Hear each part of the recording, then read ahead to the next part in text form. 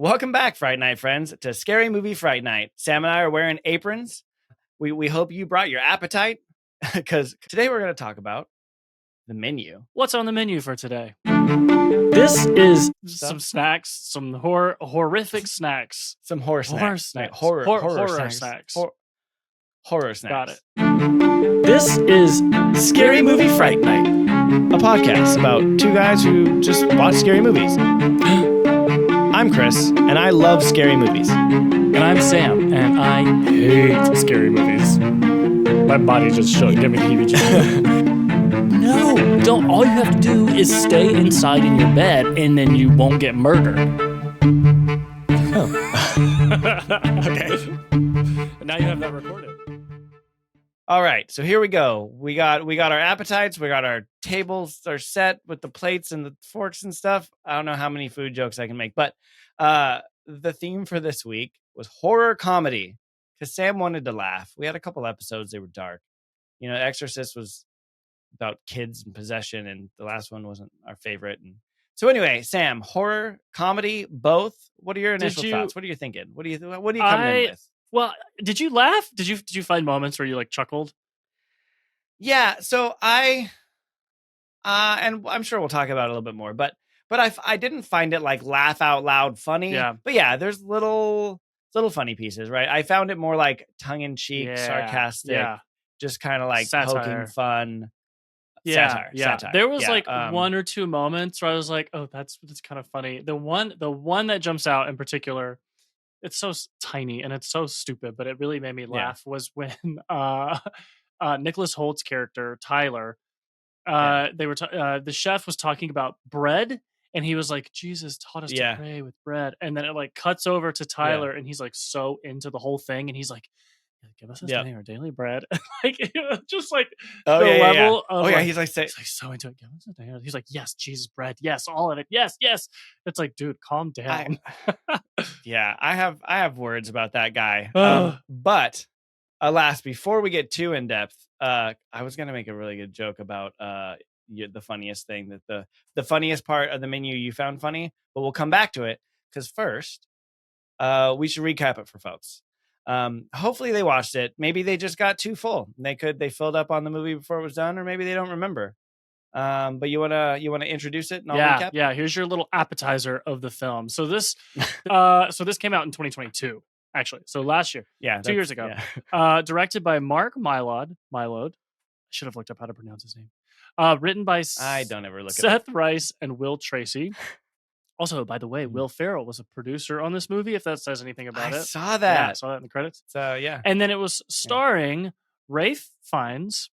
I did look up how to pronounce his name, and it's Ralph Fiennes, a.k.a. Voldemort. It's not Ralph? No, it's a British pronunciation. Weird. Yeah. Well, he who must not be named just got must named. Not have his name pronounced correctly. Yeah. Okay, so starring Ralph Fiennes, Anya Taylor-Joy, Nicholas Hoult, and Hong Chow. There was a 7.2 out of 10 on IMDb and an 88% on Rotten Tomatoes with a 76% audience score. Tell us what happened during this movie, Chris. For those of you that have never seen the menu or just weren't that hungry, I already made that joke, but I made it again in case it wasn't funny the first time. No, here's what the menu was about. The movie opens, and Tyler Ledford, an extreme foodie, and his date, Margot Mills, travel by boat to Hawthorne, an exclusive restaurant on a private island owned by celebrity chef Julian Slowick. The other guests are food critic Lillian Bloom, her editor Ted, wealthy regulars Richard and Anne Liebrandt, washed-up movie star George Diaz and his personal assistant Felicity, business partners Soren, Dave, and Bryce, and chef's alcoholic mother Linda. The group is given an island tour by sassy maitre d' Elsa, who notes that Margot's not Tyler's date, who's supposed to be there. Dinner begins, and Chef introduces a series of courses, during which he claps loudly and actually makes me jump a little bit each time. Yeah, right? The only jump scare of the movie. Then delivers increasingly unsettling monologues. During the first couple courses, we learn that Margot isn't really into this bougie, overthought, and overperformed food experience. We also realize that Tyler is a super weirdo and kind of a douche. For the third course, it starts to get interesting, and uncomfortable truths about each guest are exposed via images laser printed on tortillas. That was crazy. It's actually pretty impressive During the fourth course, sous chef Jeremy kills himself in front of everyone, splattering his brains about, and then when one guest tries to leave, the staff cuts his left finger off as a warning. For the fifth course, it commences with Chef allowing himself to be stabbed in the crotch by Catherine, an employee whom he had sexually harassed. Then the female guests get to dine with Catherine, while the men are given a chance to escape via a game of cat and mouse, but the staff catches every single one of them. Chef then explains that each guest was invited because they contributed to him losing his passion for the craft and because they are making a living by exploiting the work of food artisans like him. He announces that everyone will be dead at the end of the night. Surprise. Since Margot's presence was unplanned and she doesn't fit the mold of the rest of the guests, Chef calls her aside and gives her a choice of dying with the staff or with the guests. When she hesitates, he just assumes the staff because she's one of them. Margot's unmasked as an escort named Aaron. Chef reveals to everyone that Tyler was informed the whole time that the guests would be killed, and despite this, he still wanted to participate so badly that he hired Aaron/Margot to replace his ex-girlfriend because Hawthorne does not seat lone diners, bringing her along even though he knew she would die. Chef then invites Tyler to cook since he seems to know everything, and his performance in the kitchen fails horribly. Chef humiliates him by detailing his culinary mistakes, then whispers in his ear, and a deflated Tyler leaves the kitchen to go hang himself in the closet. Chef asks Margot to go to the smokehouse and collect a barrel needed for dessert.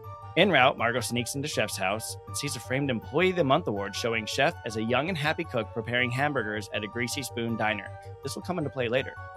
As dessert is being prepared, Margot confronts Chef for his loveless cooking. She stands up, she says, "I want to send my food back," and complains that she is still hungry. In a bit of shock, Chef asks, "Well, what would you like?" Margot requests, in a moment of brilliance, a cheeseburger and French fries, prepared without the pretentiousness of fine dining. Moved by her request, Chef, personally prepares a delicious-looking 2-patty, 4-slice of American cheese, cheeseburger, finding pure joy in preparing it, and after one bite, Margot praises the food, but then, being too full to eat the rest, requests to take it to go. Chef allows her to leave with doggy bag in hand, and Margot escapes on a boat docked nearby. Back on the island, the dessert is an elevated s'mores dish. The staff decorate the restaurant with crushed graham crackers and melted chocolate, then adorn all the guests with marshmallow stoles and chocolate hats. And then, like something out of Midsommar, Chef sets the restaurant ablaze, detonating the barrel, killing all the guests and the staff and himself and the guy in a bear suit that wasn't there, but I thought he might have been in the background somewhere. Safely away from the island, Margot, the final girl, eats her cheeseburger as she watches the restaurant burn and uses a copy of the menu to wipe her mouth. The end. Oh, it was so good. I really liked this one. It was good. Yeah. What? Okay. Did you really? Yeah. What did you think about it? So I thought it was good. I thought, okay. So real talk, Scary Movie Fright Night, Team Chris, it's not scary, right? It's not. There's tension. Literally. There's definitely tension. You didn't think there was tense moments? Okay. There's a little bit of tension. So spoiler alert, this isn't actually a spoiler, but I watched it on an airplane. Just like you watched High Life last season. Although way less awkward to watch on an airplane. But did that take away? Do you think that took away from like being in the moment a little bit? No, I don't think so. I'm pretty good at zoning in, and I put my phone up to my face really close. No, but there's a little bit of tension. But pretty early on, I mean, we know the premise of the movie, so we kind of know that something is amiss. Obviously when the mess happens and like they're laying out plastic and you're kind of like, okay, this dude's gonna off himself, or they're gonna kill him, or something's gonna happen. I was shocked. Well, I always do the thing where I'm always like, what I kind of figure it out the a eventualities. Yeah, well, like they start laying, so they show from the top, they start laying out plastic and they start putting garnish on the ground, and they say it's the mess, and I'm like, well, this dude is about to die. I didn't know he was gonna kill himself, but. Well, once he started like saying, "Do you want to die?" You kind of, I think, figure it out. But I knew that there was something twisted happening. Yeah. I'm digressing like I do, but anyway, not really scary. Tension, sure. The claps a couple times actually made me jump a little bit. Maybe I was dozing in my chair. But all that said, I remained entertained. I thought that it was clever.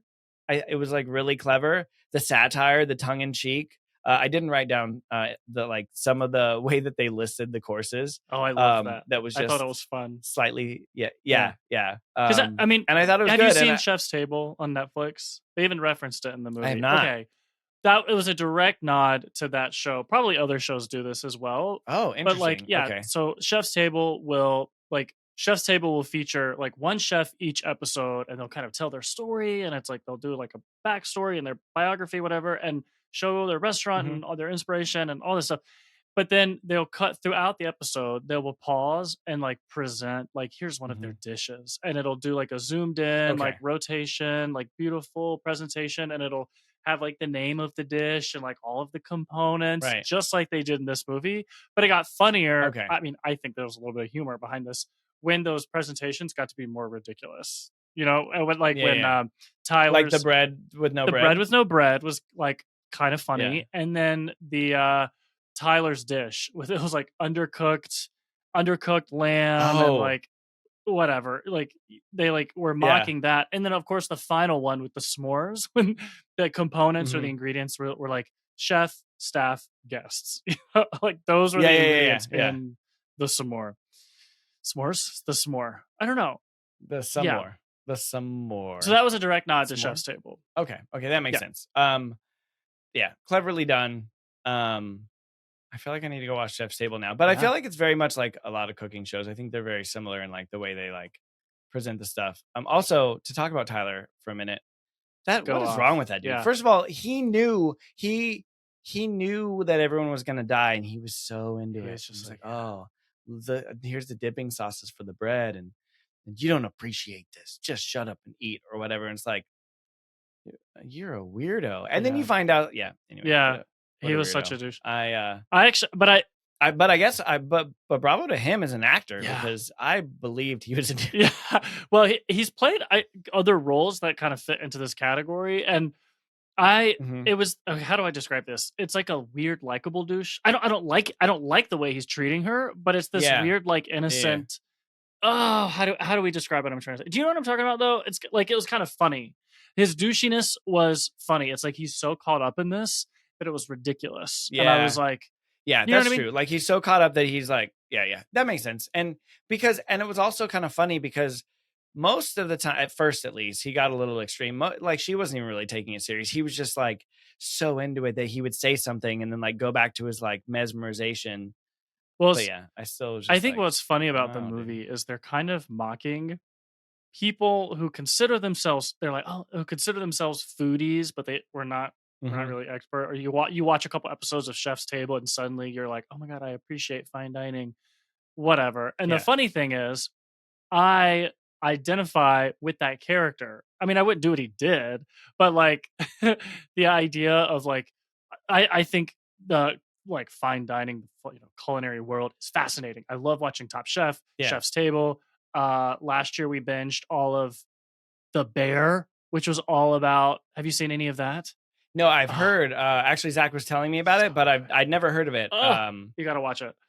And so that's all about like the ongoings of, the kitchen culture and fine dining and stuff. So I'm fascinated by it. And so I love to like think that I'm geeking out on it, but I have no expertise. I have no training. I certainly could not walk into a kitchen. I mean, I told you earlier, I splattered food on my t-shirt when I was trying to cook tonight. So, well, you do that when you eat too. So well, okay.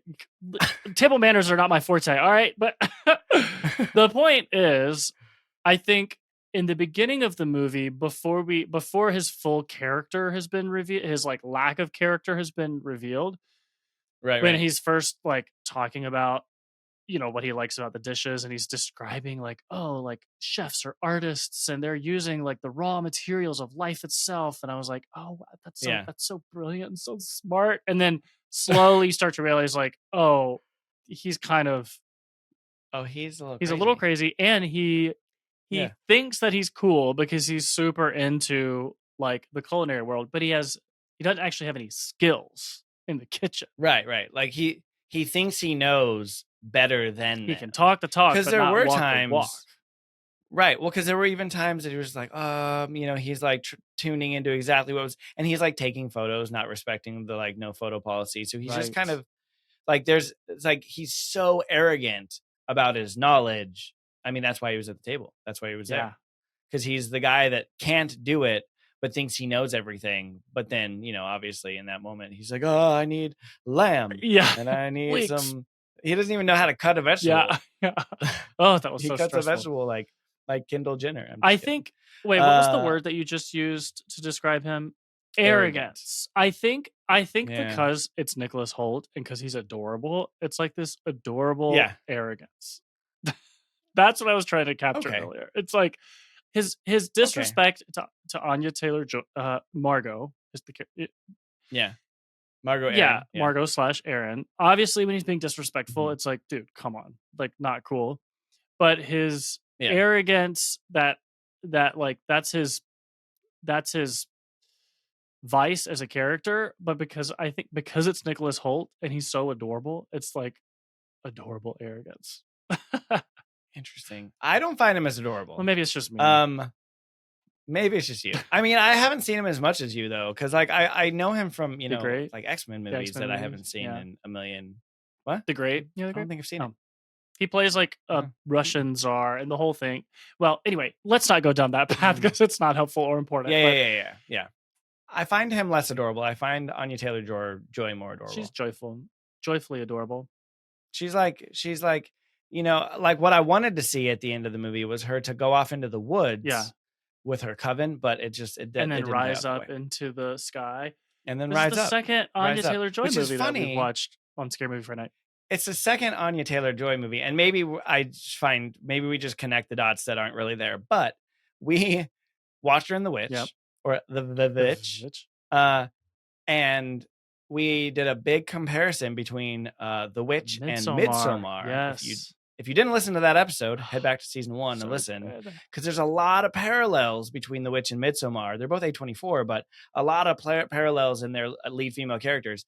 But then we did a little bit of Midsommar comparison in this one when we talked about like the going up a blaze at the end. And I was going to make a joke about your favorite item on the menu was blood lemonade. No, blood. Hair pie and blood lemonade. Yeah, but it wasn't on the menu. It wasn't actually. It wasn't on the menu this time. Actually, well, it's not bougie enough. This is where the movie went in a different direction than I anticipated it was going to go. I was like, okay, it's a horror movie, and it's about food. Obviously, there's going to be some cannibalism, or obviously they're going to be. Did you think they were going to? You thought they were going to eat people? Yes. Yeah. I was like, obviously, that's what this is going to be about, and that was not at all. I thought that like the culinary experience was going to have to do with somehow eating people, but it wasn't. That was a twist. That was a twist. Yeah, and a twist for the better. I was like, I don't think we need that. Yeah. Because this was a little bit like, oh, interesting. I'm curious if I could ask him, but he burned alive. I'm curious how Chef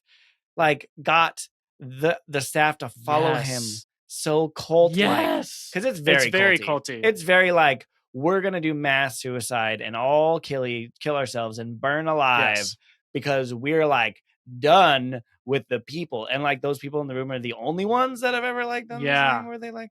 I thought it was was like, okay, so there were some elements of shock, right? The first suicide when the guy shoots himself in the face, I was like, oh god, I wasn't ready.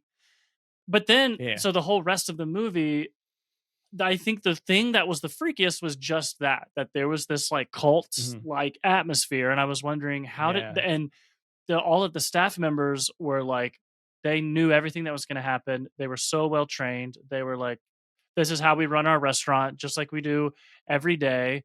And it was like, was it the power of the chef that he's just created this environment of like, you want to be like me and you want to live in this, you want to have our perfect restaurant. Like, this is what must be done. And the staff was just like, deal, we'll do it. Like, I guess so. What? Yeah. I mean, I guess. The fact that he was able to just whisper into Tyler's ear and Tyler was like, very well, I'll go walk into the other room and just hang myself. They didn't even have to tell us what he said. It was just like, whatever he said, it devastated him. And maybe he said, you will never be me. Yeah. Like, you don't suck. deserve I don't know. You don't know anything. Your lamb was garbage. I mean, I think that you'll never be an X-Men. The like, what I think that like compelling, like he just believes in this alternate reality that he's created for himself so much that he's gotten other people to just fall right in line and believe it too was kind of freaky. It was almost like he'd trained them all to be Death Eaters. Harry Potter reference. We'll just I'm so proud of myself. Did you? I don't know if you know this. You like don't watch TV. Like you didn't know who Rob Zombie was. You also didn't know who Captain Kirk was. So I'm gonna ask you if you know what the TV show Who's the Boss is. Have you heard of Who's the Boss? It might be before your time. It's on the edge of the beginning of my time. I don't think I do. It's like Tony Danza, way back in the day. He's like a male nanny. Oh, I didn't even do my. I know the show because I watched it when I was a kid, but now here I am and I can't exactly tell you. So it's a 1984 sitcom that went for 8 seasons. So he's a widower and a former baseball player that retires and then becomes a live-in housekeeper to a divorced executive. Anyway, so Who's the Boss? 8 seasons, 1984. So that's right when I was, young kid, elementary. Well, not even, maybe. I guess it was still on when I was in elementary school. Anyway, Alyssa Milano was his daughter in that show. You don't know who Alyssa Milano is, do you? No. Okay. Did you ever see like Charmed? No. Like the TV show with the 3 women that they were like witches? No.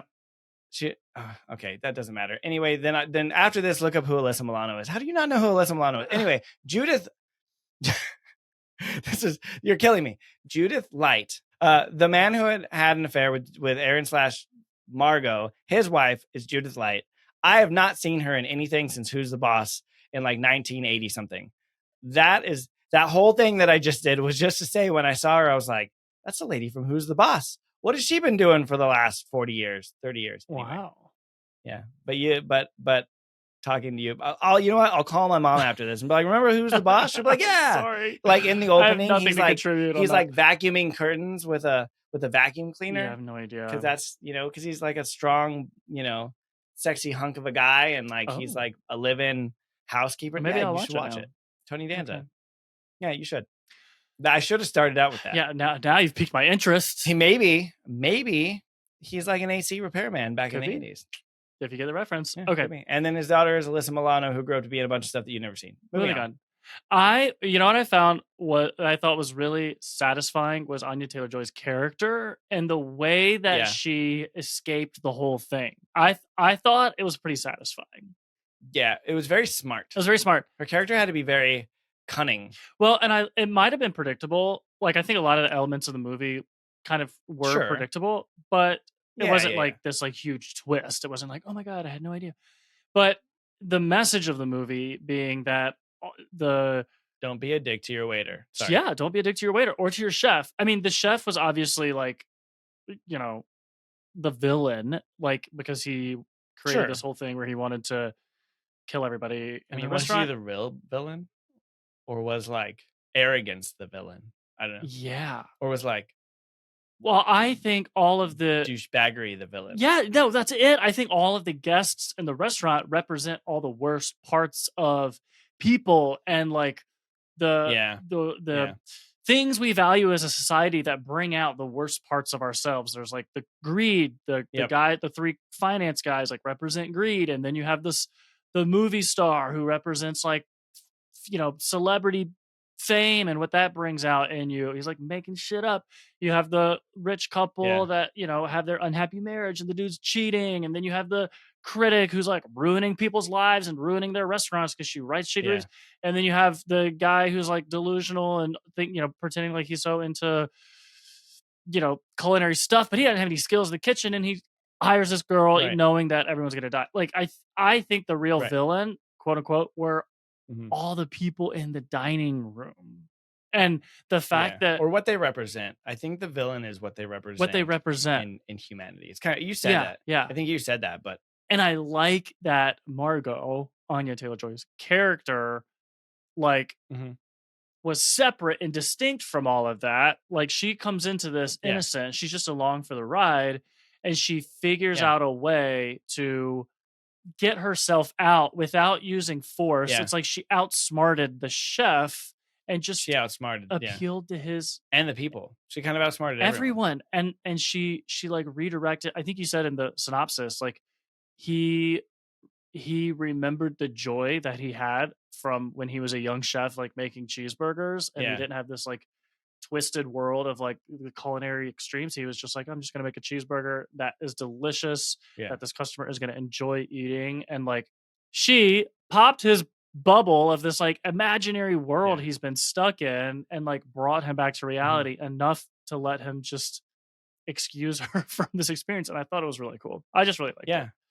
Well, and I think that was like his way of thanking her, right? Like that's the first time Yeah. he's felt joy doing the thing he loved Yeah. probably in years. And so in that moment he was like, my gift to you gave that gift to Yeah. me. My gift to you is, you know what? I'm gonna let you go. Also, in your synopsis, you referred to Margot as the final girl. And I The had final that girl. same Yeah. thought. But I think what's really cool is so when we, in season one, I learned about the final girl as like a trope in So did scary I. movies. It's like Mhm. the only character who survives after everybody else dies, she's the final girl. And in a lot Yep. of the old school scary movies, the final girl was often the one who was like the chaste, like well behaved, like I mean, because you would see these other characters who were like smoking, drinking, having sex, they'd all get killed off, and the final girl was the Yeah. one who was like, no, no, I'm not going to participate in that. That's old school. In this movie, I think what was Yeah. cool about her survival was that she was the one who she didn't come from money. She was a hired Right. escort. She Yep. was like in touch with reality.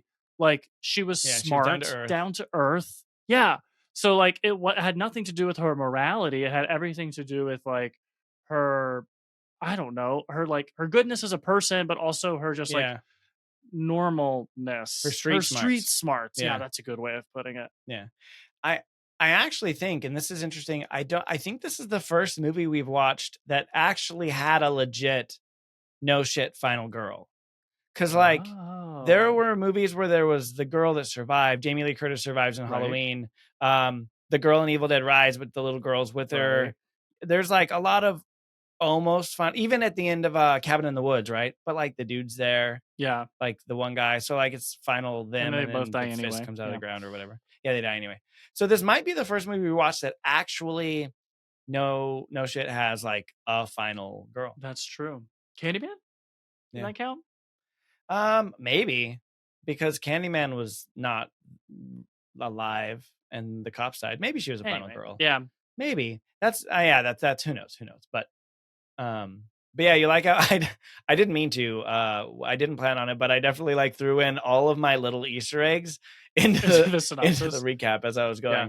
I was like a final girl and Midsommar and then I had nothing to say after. yeah, So that's fine. yeah. So one thing, this really has nothing to do with anything, but I That's I like made half of our correlations content. while I was Sorry. it's yeah, that's true. Yeah. Oh, we're digressing. Surprise. So obviously, I watched this on a plane after coming back from a trip abroad, and so I was making correlations watching the movie to my trip, Mm. or to the moment. So like they were starting to serve the second course in the movie, and they started serving me the in-flight food, and so I got my little glass of flight red wine in my little cup, Did your food look and like I'm the food eating in the my movie? like fish with rice. Did your What's that? food look like the food? Did your airplane food look like the food in the movie? No, no, but I will give a shout out to Asiana Airlines. Oh, There, it's a Korean okay. airline. Best in-flight food I've ever had. Wow. Yeah, I'm not gonna go super in depth as to what I ate, Did they but like do delicious you think they every time. tweezed like components onto your dish? No, No? no, no, no, Okay. not uh, but not bougie food like like we would see in this movie, but That's delicious airplane food. nonetheless. But there I was with my like fish and rice dish with my little in my little plastic bowl with That my little sounds silverware good. and my chopsticks and my red wine, and they were getting served on the movie, and I'm like, oh, That perfect. sounds This is like I'm like one of the guests there that's not going to die at the there's end. nothing worse The than other thing, airplane food where it's like, "Here's your fist of cold chicken and, like, hard bread." Like, oh. yes, yeah. The only other correlation that I made was there was part of the trip where we took a boat out to a small island in Cambodia, and so I'm glad I watched this movie after that because like when they were on the boat going out there to this island, I was like, that kind of reminds me of what I went through. Although I wasn't going there for a culinary experience, and I did not burn alive at the end of it. So that's That's really all I good. had to say about it. Well, that okay, so that actually leads into an interesting piece of trivia, which is I did that on the purpose. I thought you might. The idea for this Yeah. movie came from the guy who wrote it, Will Tracy, Hmm. experiencing something like this. He was on his honeymoon in Norway. He took a boat to a Hmm. fancy restaurant. I don't know how to pronounce it. Cornelius Seamus restaurant. I don't know, something Norwegian. Mm. And it was Delicious. on Yeah, a yeah. private island. So he Oh, goes to dinner and realizes, like, if we wanted to leave this island, we have no means. I mean, I guess the boat was still there, but essentially just, you go there and sure, sure. you're trapped until it's time to leave, until the meal Right. was done. So I guess then he let his imagination soar and started thinking about, like, well, what would happen if, and then he came up with the entire concept for the menu. That's smart. I feel like, yeah, I feel like that's you gotta have a foundation. When I'm a kid, Fred Krueger bullied me. What if everyone killed him and he came back and haunted people in their nightmares? That's a little bit more far fetched, but that's interesting. He was just like, what if? Or actually, I mean, it's kind of similar to Stephen King and The Shining and that Oh nightmare he yeah, had his when he stayed in the dream. hotel, right? Yeah, And then he woke up and basically was like, oh my goodness, what if this really happened? yeah. But in a Stephen King world where it's That is twisted. kind of Yeah. interesting to think about. Like, these, you watch a movie, which is, there's so much that goes into it, like the writing Hmm. and like finding the right cast members and like building the set and finding where you're going to film it and the music and like all this stuff. And it all Yeah, a originated lot. from just one little idea that just One came little into his thought. mind at one point where he was like, what if this restaurant was like the scene of a horror movie? What would it be? That's pretty cool. Yeah. It's actually just like a very brilliant man approximately a year ago that was like, what if we A started a podcast podcast. about, yeah, I don't remember who that brilliant man was, but wherever he is out uh, there, hats off to Hats him. off. Well, I think uh, that's part of the reason I really like this movie, is because it was different from mhm. everything that we've seen so Yeah, far. It true. wasn't like incredibly thought provoking necessarily, but Yeah, it didn't have a lot of like traditional horror aspects to it. Like, there wasn't yeah, much gore. There wasn't a ton of like, it wasn't really like this long drawn out, like one person's yeah. dying at a time situation. It was just, they It created, was it was well paced. yeah, and Yeah. there was just, I don't know, it was different, and there was just the right Mhm. amount of tension. There were moments that I thought were tense. Oh, just remembered another funny moment. Okay. This one made me I was this waiting. I thought about this earlier and I forgot to bring it up.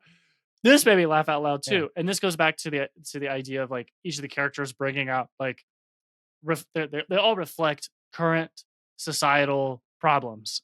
And there was that one moment where Okay. they're like, they've all learned that they're gonna die. And they're asking the chef, Right. like, does this have to happen? Like, why are you doing this? Like, they're trying to bargain with him, And Mhm. the person who's there with the movie star, I don't know if she was his girlfriend or assistant or whatever, and she says something His assistant, but also it seemed like they were more than that. But yeah, ambiguous. personal Yeah. assistant, So, Felicity and something. she's like, she says something to the chef, like, do we all have to die or something? And he's like, where did you go to school? She's like, Oh Brown. yeah, And he goes, do you Brown. have student loans? She was like, no. And he was No, like, you're going to die. you're gonna die. So- Yeah, and that I was was like, funny. oh my God. I actually thought that combination was kind of the funny one off because like he didn't get the big actor who was an asshole. He got the actor that he just had a bad childhood memory of watching this dude's movie Yes. and being like, this Displeased guy me. wasted 2 hours of my life on this. Dead. Yeah, dead. We're inviting him out here. That's it. I mean, he was a liar. He like embellished. He like whatever, but none of that. It was because he made that one bad movie, and that was. I guess that's part of that tongue in cheek, the satire that just Yeah. like he was in there. That was Talk kind about of a holding little a bit. grudge. Uh, Jeez. for real, for real. You haven't seen that movie? We should watch Oh, it. the grudge. It's gonna get in there. I'm gonna get it in there one of these days. That's what she said. I have a little bit of trivia which I could share with you. It's not an extraordinary amount, but I have some like fun facts from the movie if you want to hear them. Sure, why not? Okay. I'll take a Yeah. listen. Okay. So, here we go. The kitchen staff, all of the actors who played the kitchen staff were actually trained for how to do what they were doing. So, when you look at Okay. the background of each of the shots, you're like, "Oh wow, they're really moving and shaking back there in the kitchen." Well, it was all Okay. very technical, specific training, like they were doing. Okay. I mean, To look like they knew what they were doing. I wouldn't know the difference, but like a trained cook or chef who's watching the movie would probably be Sure. able to confirm, like, oh yeah, they are actually doing the correct things. So that's kind of cool. That makes sense. And it's better than like them just pretending to chop something in the background. It had to look very like precise Yeah, and like I think like it's like the chef show that you were talking about. Like it has to look like they actually know what they're doing. exactly. Because I think even someone with half that watches those shows all the time would just be like, You're they back don't there look like they faking really it. know. So that's anyway, smart. Yeah, yeah. All that like tweezing and like perfect pouring and everything. Yeah. Mm, Um, let's see. Something kind of cool that they did with the movie is so obviously the movie's scripted and they would film, like yeah. here's a scene, you deliver your line. But the director, Mark Mylod, would give the actors an opportunity to do a little bit of improvisation, do like a freebie Okay. take. And so they would kind Mhm. of play with ideas and see what emerged. And that was where the whole Taco Tuesday thing, I guess that wasn't Are you serious? originally scripted. It was something that Yeah. Ray Fiennes just came up with and did in the moment. That's funny. Because who doesn't love Taco Tuesday? It's funny. I wish I had known that before watching the movie because I'd love to go back and try and pick out, like, I wonder what was improvised. Like, I wonder if the whole Jesus and the bread thing that Oh, maybe. Nicholas Holt It did, might have been. that was good. It is. But I feel like if they're good at it, then that's like probably the parts that feel the most natural. That's usually the stuff that I think when you look back at movies and you see like that was improvised, you're like, oh well, because it feels so natural. Because in the moment, it wasn't Right. rehearsed. It wasn't. I mean, not that we can necessarily tell. They're all actors. They're all, if they're doing their job right, then we all get sucked in and Yeah. suspend our disbelief, et cetera, et Yes. cetera. Yeah. Well, one of my favorite characters was the hostess. Um, With the the mostest, hostess with the mostest, the front of house. the maitre d, So I don't know what the character's name was. Yes, I do. Elsa. Elsa. Elsa. Mhm. Uh, Like, yeah, because she wouldn't let it she go. just would not let it go. She wouldn't let it Boy, did go. she have a Anyway, cold heart. So, wow, that was really bad. I'm so sorry, everybody, for that one. no, it's fine. Yikes. Anyway, but I thought that her I thought that her like her just reactions to everything was like kind of funny. Like when she Yeah, first discovers that Tyler has not brought the person who was supposed to be on the reservation, and she yeah, just like gives them this look, and she's like she's like so rude. I think it's so funny. yeah, and she's just like, no, or what, like whatever anyone Yeah. asks, they're like, can Oh, and the I do finance whatever? bros are like, No, can you just bring us some bread? And she's like, she's like, no. no, And what did she say? She whispered in the guy's ear. She's like, you're gonna eat less than you want and more more than than you you deserve. deserve, or Yeah. yeah, you're gonna eat, I was like, yeah, something like that, yeah, damn. yeah. Oh, yeah. Question. I don't know if this is in your trivia, Yeah. but so okay, so Margot rolls away to go get the barrel. Right. She goes to Chef's house. Yes. And Chef's house is set up just like Oh, the building they're right. in, even with the silver door. And then she goes in there, and that's where she sees the photo. But I was confused. And then Right. obviously she gets into it with Elsa, and Elsa's like, he didn't tell me, blah, blah, blah. And she stabs Elsa and all that. I didn't include that in the recap because I was keeping it short. But why was his house A like replica. set up just like that? Yeah. Like it's weird. That was just kind of unexplained. Yeah. Unless that's how he liked his house to be, and so he set This is up like obsessive. that room to look like his house, so he could. I Die in know. his I was house. kind of. don't I was don't kind of. really understand. I was a little confused about that too. I was like, "What is the point of this?" And the silver door is in the house. And that's where she Yeah. goes in, and that's where she Mhm. finds the photos, the Yeah. newspaper clippings, and the radio and all that. But then there was also a silver door Mhm. in the restaurant, which she asked about, and Elsa was like, "There's something very important back there," but we never find out what's behind that silver door. So, Right. Yeah, it's yeah, I was a little weird. confused about that. It's I was thinking weird. about that. I was Okay. up at night. Yeah, maybe it was something. Maybe there was supposed to be like something more to it, and it just got cut or something. Yeah, I didn't get Mm. the trivia on that. Some. Okay. But Well, you failed. that It's fine. the actress who plays Elsa, Hong Mhm. Chao, who by the way last year was nominated for an Oscar, Best Supporting Actress, The Whale. Hmm. She Oh, was apparently offered a job in a restaurant because of the way that she played this character. They had are you serious? they had multiple like food consultants working as they were making the movie. So one of them was Dominique Crenn, Okay. who I forgot the name of the restaurant. I think it's a one of these like high fancy restaurants in San Francisco, I think is what I read. And they were like, come work in my restaurant. I don't know why. Like, I guess work front of house with the same like I mean, poise maybe that she she just did had the right as the attitude, and they were like, character. But it's just sure, like, I want you to sure, talk to my whatever. characters. I mean, I want you to talk to my guests the way that you talk to the people in this movie. When they ask for bread, just be I like, mean, no. Sorry. That's interesting. The only other little piece of trivia that I have, and it's not that interesting, but I felt personally proud of this. When they are Okay, getting good job. to the island and you see them like boating in and then Mhm. they're walking around the shore and everything, I was like, wow, this looks so much like the low country of South Carolina. And I'm from South Carolina, so Oh, I spent a lot okay. of time in the low country. Right.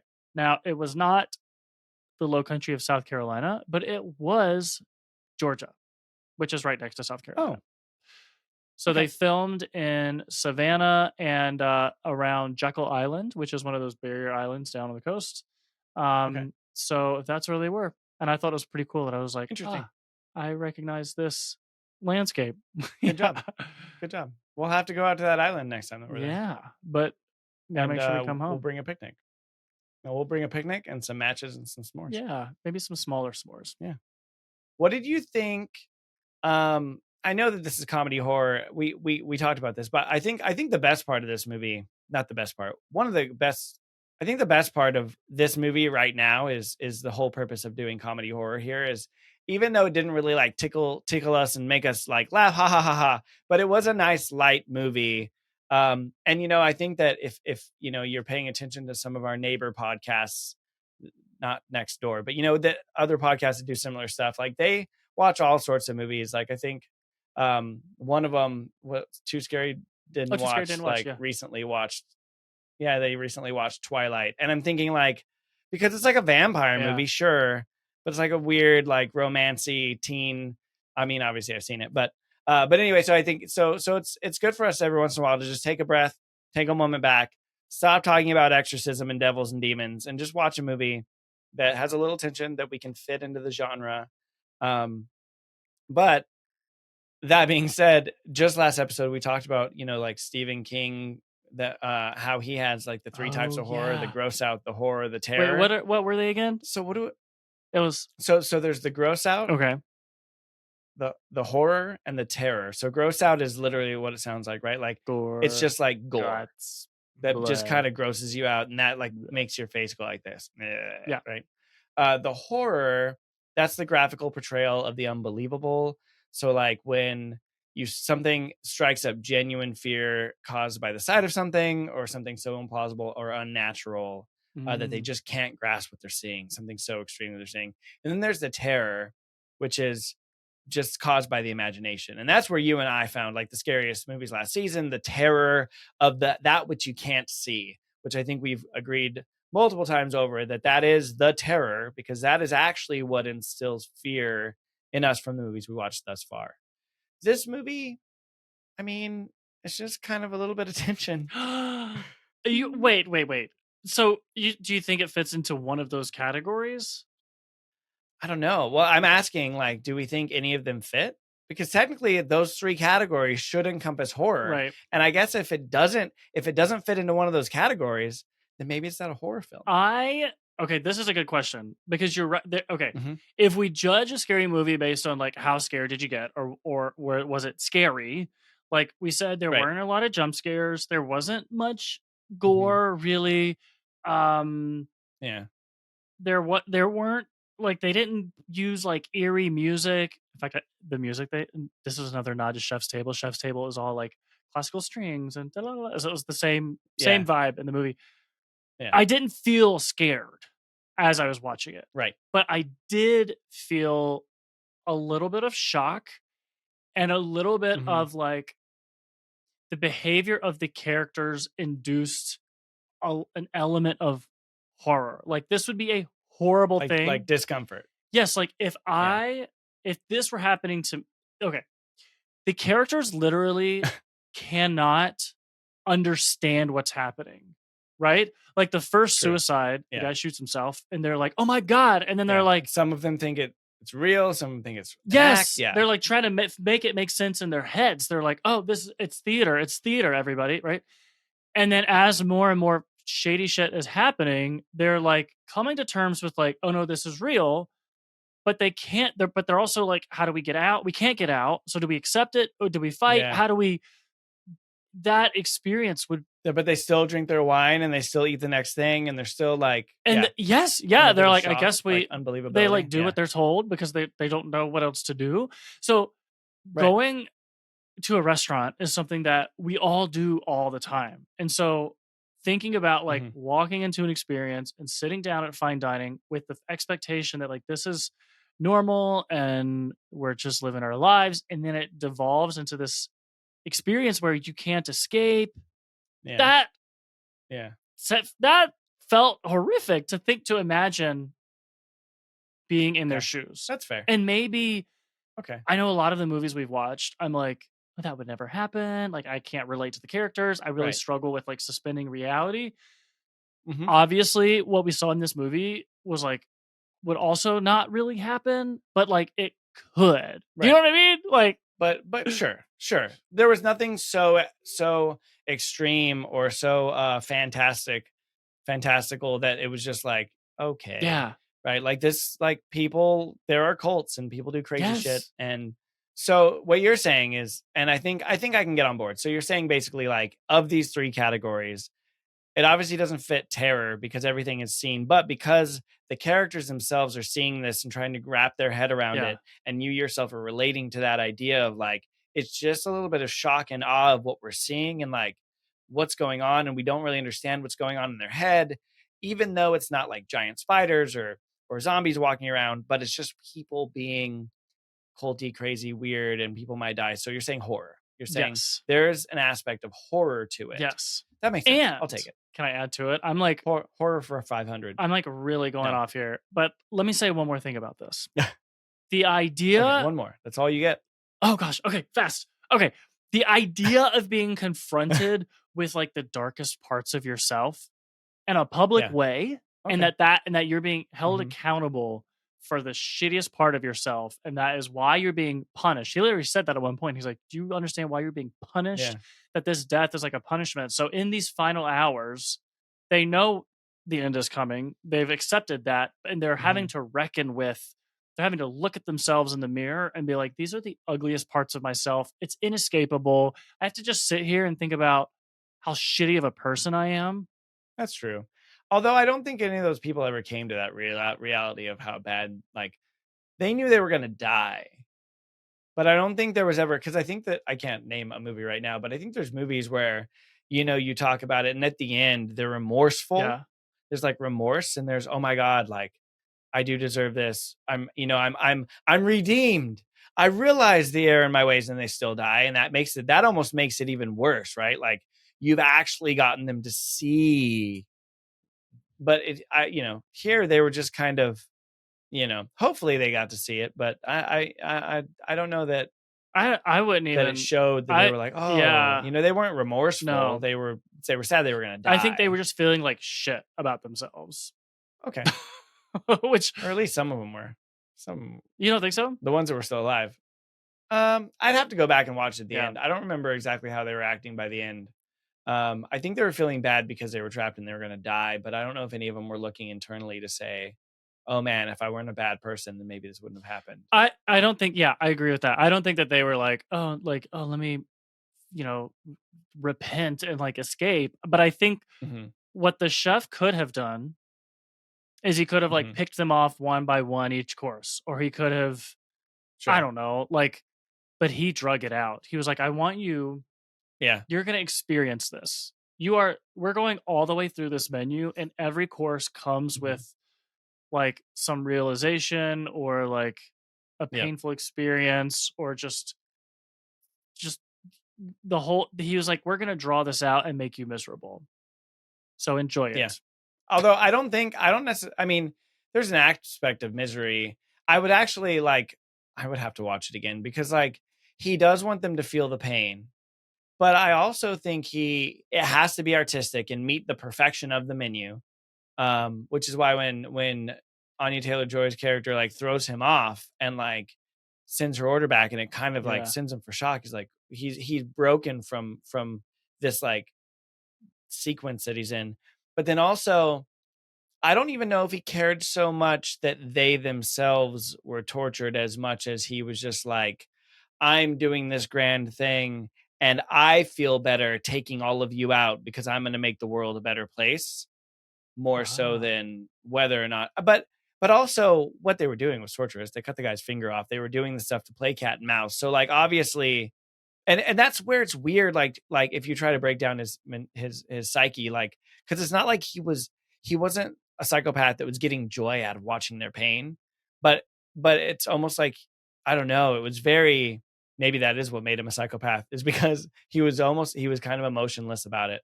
Well, I think that when they're kind of mocking, like, you know how ridiculous some of these like high cuisine meals are, right? They serve you like a balloon full of fog, and you're like, oh my god. I think that's smells like cherries. Yeah, I think they're like, this is his extreme. In his mind, he's like, this is my masterpiece meal, which is going to result in the deaths of all these people. It's just so ridiculous. I don't know. I kind of lost my train of thought there, but that's the well, that was your one thing. That was my one thing. I don't remember where we started with that. I don't remember either. So we talked about, was it scary? Was it funny? I mean, it had some scary pieces. It was kind of satirically funny. What would you rate it? I know what I rated it. On the scary scale? This is hard. It shouldn't be hard. I know that you're going to give it like a 2 or a 1, but I'm not going to lie. You don't know me. You don't know me. We met yesterday. You're going to think that my scary rating is You're going to give it like a 9 or something. No, but maybe like a 7 to 8-ish range. 7. We'll go 7. You've got to be shitting me. You've got to be shitting me, Sam. Have you? I leave town for 2 weeks and you forget what scary looks you like. Forget what these movies are. Man, okay. I will let you go ahead and give me the brief version of why this is a 7. This is like satire and okay. This is, why is it a 7? Okay, but it makes sense. Okay, so like I said, no, it doesn't. I struggle when you have to like suspend reality, and this is a movie where, yes, the lengths that he goes to make this happen seem highly improbable, but the character flaws of the guests in the room, there's nothing improbable about that. That is a very real thing, and this like ugliness of humanity that the movie is like putting on full display. It's not that it's like in the moment it scares me, like, oh, I'm scared of the movie, but I don't know, when you look at some of like our national politics, when you look at like the way people treat one another, when you look at like the way that like classism rears its ugly head. So all the stuff that you're thinking about, that's all the stuff that was brought up to you while watching the movie? Or is that all the stuff that you're thinking about afterwards? A little bit while watching the movie. A little bit. Like, because he talks about this. When the chef was like asking Margot, are you one of us or are you one of them? He was saying, are you one of these rich folks who comes in here, a bunch of times, never remembers anything that's on the menu? Or are you one of us who's like working hard back here and has the skills and like, we pull our stuff up in bootstraps, whatever. Yes, I think this was like a reflection of society. And when I think about, you're laughing because you're like, this is so ridiculous. Like, this is not a scary movie. No, here's the thing. I agree with everything that you're saying. And I've never, this is like the first time that I'm holding my ground a little bit. I don't expect you to change it. It's a 7 forever now. Like, you can't change it after this. Even when I tell you that's the same rating that you gave Candyman.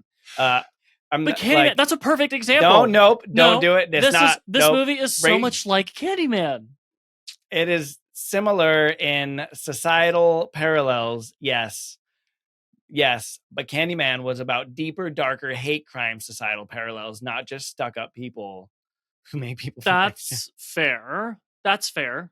Yes, but I do see parallels there. Yes. Anyway, you were saying. No, that's way. it. That's it. And my scary meter can be totally wrong. I've heard other people have been like, your scary meter is it's fucked. your scary meter. Has someone told you yes. that before? And it wasn't you or Zach. It was somebody else. Oh, that's really funny. I would never say that. This is you're it's Sam's scary meter. You can say whatever you want. I gave this movie a 1. 100% 1. I didn't leave this fearful. Yes, it does parallel society. I think that's interesting. I don't think that instills any fear in me. The pieces that bring the horror are not the same pieces that bring the things that make me sad about society that parallels it. So that's fine. You gave it a 7. You gave The Witch a 7. You gave Candyman a 7. They were both pretty dark. This was pretty light, but also a 7. So, we're what did I give Midsommar? Like a 9? An 8. 8. Wow. Yeah, you gave Midsommar an 8. Let me make sure. I got it right here. I pulled it up. No, I'm sorry. You gave it a 9. Oh, you wow. Gave it a 9. Okay. Yeah. Well, we know why. Though. Yeah. That one was personal. Yeah. Oh wow, the menu, everybody. So if you're just joining us, which I don't know why you would have joined us this far into the episode. If you're just joining us, Sam just said that the comedy horror film, The Menu, is a 7 out of 10 scary movie. So if you are Team Sam, I don't know if he's going to recommend it because you might be scared. I'm sorry, I'm just talking shit. Everyone's gonna be like, he has no idea. Like, did he even watch the movie? I don't think he watched the movie. You watched the cannibal version. Sam's seal of approval, though, we know. Yeah. You get the Sam seal. This was a great movie. This was a great scary movie. It was good. It was good. It was a good movie. I'm not gonna be able to stop thinking about the fact that you just gave this movie a 7. You rated this higher than Carrie, and Carrie stuck with you. It did, yeah. What did I give High Life? Yeah, what did I give Carrie High Life? Stuck with you. High, higher, low, lower, High Life. You gave High Life an 8. See, so and that was the same thing because High Life was all about emotional trauma. I guess it did also have some more shock in it. But yeah, you do get pretty emotional about your food. Have you ever seen me hangry? That's the real monster you got to look out for. That is true. That's the person that'll get burned down. And I lied. Carrie, you gave an 8 too. So I guess you giving this a 7 is fitting for Sam. Okay, I don't agree with you, but I'm going to let you keep it. Thank you. I thought there was some tense moments. I thought there were some 11th moments. Chris, that was terrible. That was a bad joke. I'm just trying to take people's mind off the fact that you gave this a 7. Okay, shall we talk about what we're going to watch next week? Yes, we should. Okay. Hey, if you're enjoying Scary Movie Fright Night, hit pause real quick, rate, review, follow us on Apple Podcasts, Spotify, or wherever you listen to podcasts. And now, back to the episode. So I write little things that I want to say that I think are funny. Most of the time, the things that I say that are hilarious aren't written down. But I had made a note here of, now we're getting back to something really scary. But then you gave this a 7 and it messed up everything I had to say. So we're going to get back to a real horror movie and break away from the comedy. Okay. So circling back to a theme that we saw back in season 1, because you got to repeat a theme every once in a while. I can't just be coming up with something new every week. So same theme as when we watched M3 this week, we're going to go back to sci-fi horror. Ooh, okay, sci-fi. Great. These movies will be interesting. It's a good mix of 3 completely different movies. Okay. I guess 2 of which have a little bit of a similarity. The third one is completely out of left field compared to the other 2. So do you want to hear what the first one's about? Yes. Okay. Well, the first movie goes like this. In a world where sound attracts lethal predators, a family navigates their lives in near total silence. Forced to communicate through sign language and tread cautiously, they live in constant fear. Don't point at me. Live in constant fear of mysterious creatures that hunt by sound. As the family struggles to survive in the post-apocalyptic world, the burden of silence becomes a formidable adversary. Every creak, every rustle could mean the difference between life and death. Family's fate takes a harrowing turn when they discover a way to fight back against the merciless creatures. But the risks they take could shatter the delicate balance between survival and sacrifice. You can't tell me you know this movie. You probably do know this movie. I got to pick movies. No, it's okay. No one's ever heard of. It's okay. It's okay that I'm not, they don't all have to be total surprises. Okay, but I think this one has Mary Poppins in it and Jim from The Office. I don't know who either of those people What? are. Yes, you do. For a second, I was like, seriously? So I'm not going to tell you anything. Right. It could be, it could not be. But I don't even know who Mary Poppins is, except for the real Mary Poppins, who's the original Mary Poppins. But if it were said movie that I don't actually know what you're talking about, have you seen it? No, but I've actually kind of been wanting to see this movie. I want to hear the other two, but I I have this fascination with, and I don't know sign language, but I love watching people sign. Like I love the show on Netflix, Deaf You, which is 100% signed. And I don't know if this movie actually uses American Sign Language or if they just use fake. I don't remember if it uses ASL or not. But I would love to see that. Well, I would love to read you the next. Okay, let's hear the next one. Okay, the second one. A mysterious phenomenon has appeared on Earth, expanding its boundaries and distorting everything in its path. After the disappearance of previous expeditions into its enigmatic zone, a biologist joins a team of scientists on a daring mission to uncover the truth.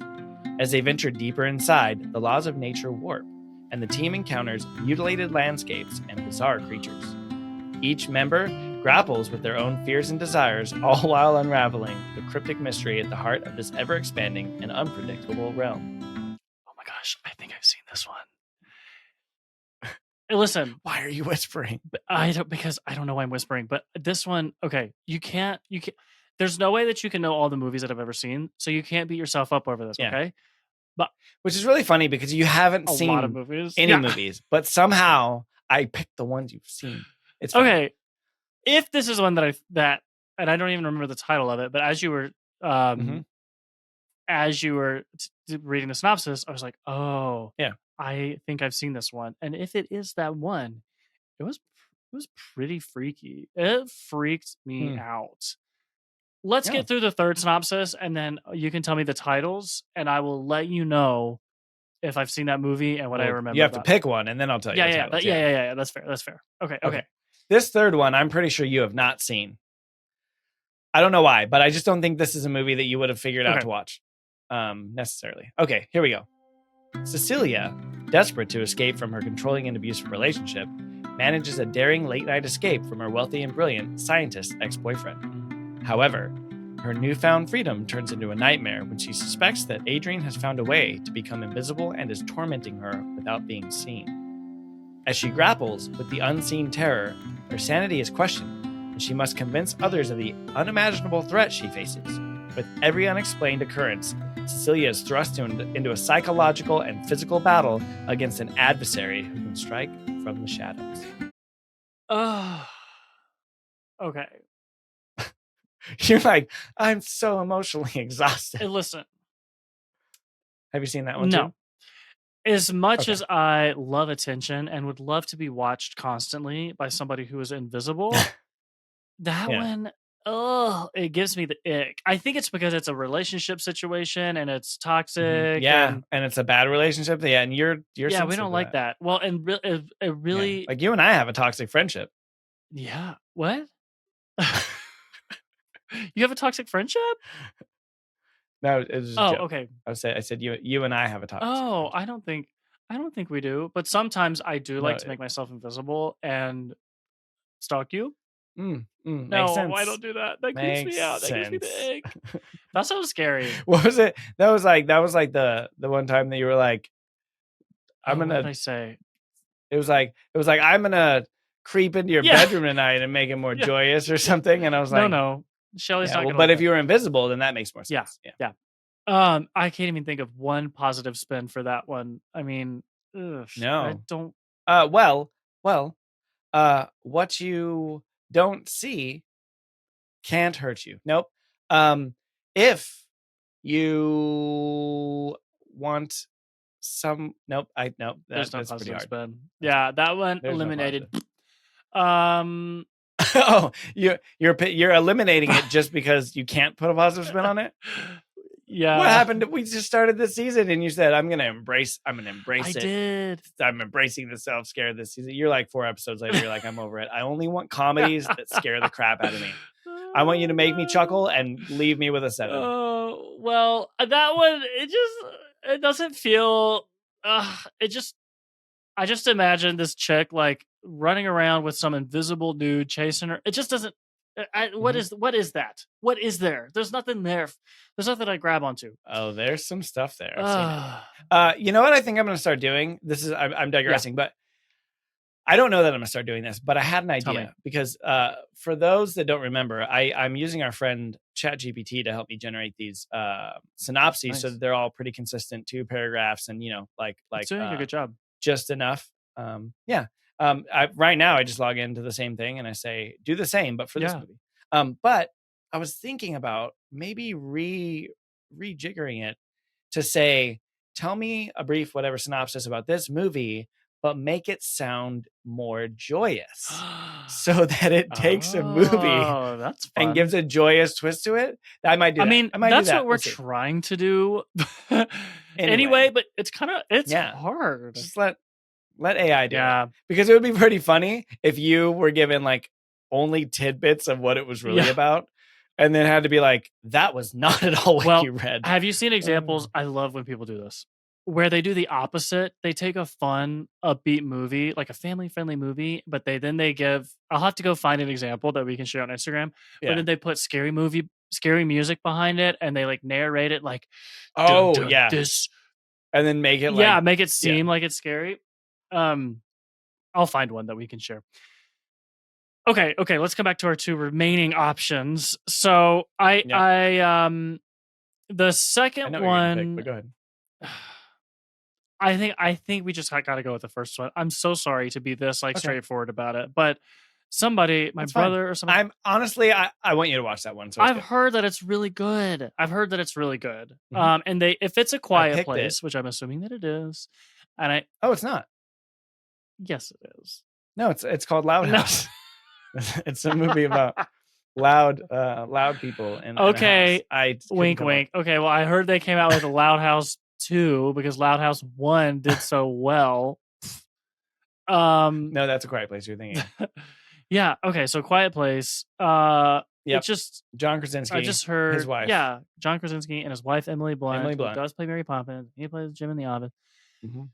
And I just heard that it was like a really good movie. So it is. It is really good. Yeah. So I want to watch it. I've had it. That's been on my list. How long? When did it come out? Do you remember? Or did you? 2018. Okay, so it's been a little while, and so I've had it on my list of things that I would actually be interested in watching, despite it being a scary movie. So I'm excited about watching that one. Now the second one, what was it? What was the second one called? A Quiet Place 2. No, not the second. Okay. I was like, what are you talking about? A Quieter Place. The second one is Annihilation with Hang on, let me... Natalie Portman. Yes. Okay, I have seen this movie. Yeah. Zach and I watched it together. And I saw it, but you saw it? I don't remember much about it. Okay, we're gonna since we're not gonna cover that on next week's episode, you got to give me 2 minutes now to tell you about Annihilation. Okay.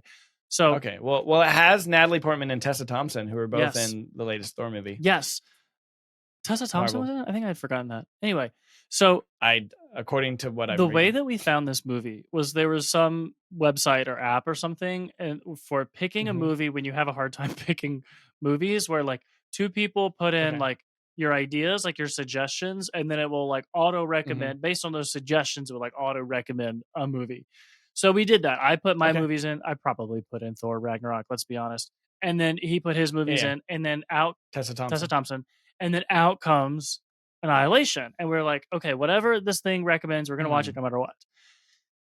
We watched this movie, and I was like, what the fuck did we just watch? It was so weird. There was basically an asteroid like hits Earth and then radiates radiation or something, and it like transforms the biology of the plants and animals around the area. And one of the animals that gets transformed is this bear that figures out how to mimic human voices. Okay, I kind of remember. And it wish I could remember more. Yeah. It's like screams, like the bear screams the way that humans were screaming right before the bear killed them. So we started referring to the bear as Scream Bear, and Scream Bear was fucking terrifying. Terrifying. Okay. Do you remember the bear in that movie? Scream Bear? No. Okay. I knew that I'd seen this movie. And I kind of remembered it. I watched the trailer again. I always watch trailers for these, even though I've seen all three of these movies. But I just couldn't remember the details. Yeah. The whole movie was a metaphor. It being weird, but the whole movie was a metaphor for cancer. And it weird. is which Natalie Portman gets in Thor Ragnarok, Thor Love and Thunder. That's right. Yeah. Yeah. Well, it was freaky. Weird. It was. If only we wouldn't. Now we know how Jane got the cancer. She shouldn't have gone near that. Okay. Well, I'm glad that you didn't pick that. Okay, good. It's true. I'm glad you didn't pick that. Anyway, we're watching A Quiet Place. Came out in 2018. As we already mentioned, directed by John Krasinski. Written by John Krasinski, as well as Brian Woods and Scott Beck, starring Emily Blunt, John Krasinski, and Millicent Simmons. IMDb gave it a 7.5 out of 10, which actually seems kind of low. Rotten Tomatoes, 96%. Audience score, 83%, which I actually thought would have been higher too. But, I mean, great movie. We'll see. I've never seen it. I'm just kidding. Your house will not be a quiet place because you'll be screaming about this movie. No, we'll see. Well, shall we wrap it up for these ladies and gentlemen and kids and of all ages that have been listening to us talk about all the movies we're not watching? Thanks for hanging out with us, everybody, this week. I hope you enjoyed the appetizer, the main course, and the dessert. And the dessert, which was that Sam gets scared by funny stuff. If you ever want to scare Sam, just send him a little satirical joke. You're missing the point. He won't sleep for weeks. Okay. But anyway, folks at home, take a break and go leave us a review. Tell us what you think. Tell us how much you love us. If you don't like us, maybe just send us an Instagram message. Don't do it in a review. But in the meantime, go watch A Quiet Place, and then we will see you back next time. See you next time, everybody.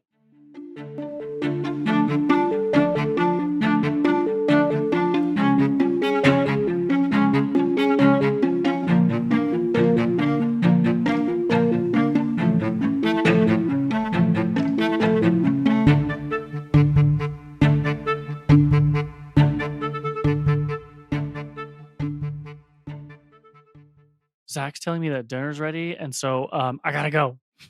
Okay, so 2 questions. What's on the menu, and is he gonna burn your house down? We're having s'mores tonight.